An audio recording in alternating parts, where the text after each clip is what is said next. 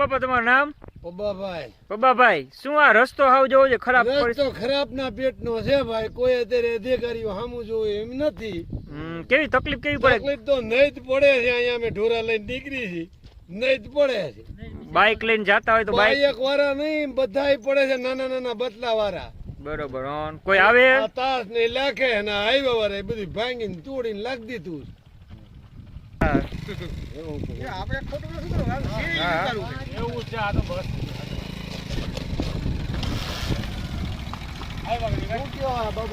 શું તમારું નામ? શું તમારું નામ? આ રસ્તાનું શું તમે કહેવા માંગો સરકારને?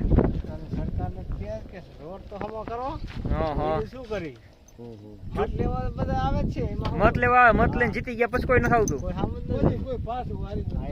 બરોબર. તો હવે પરિવર્તન જેવું પરિવર્તન કરવું હોય. હવે પરિવર્તન કઈક નવા માણસો આવે, ભણેલા ગણેલા આવે તો સારું એમ. ભૂપતભાઈ, આમ તો અમે ગાંગિયાવદર જવા નીકળ્યા હતા, રસ્તામાં તો અચાનક ધ્યાનમાં આવ્યું કે આ રસ્તો છે એકદમ ખરાબ છે, બિસ્માર છે.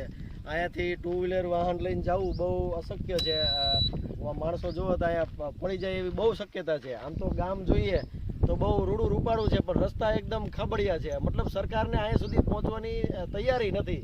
માણસો કેટલા હેરાન થાય છે, કેટલું આ મુશ્કેલી પડે છે એનો અંદાજો લગાવી જ નથી શકતી. કારણ કે અહીંયા ચાર દિવાલની વચ્ચે બેસીને વાતો કરે છે. બાયણે નીકળે, પબ્લિકમાં આવે તો ધ્યાનમાં આવે કે આ રસ્તા કેટલા ખરાબ છે. માણસોને વ્યવહારિકમાં આવું જવું એ ખૂબ મુશ્કેલી જેવી પરિસ્થિતિ ઊભી થાય છે.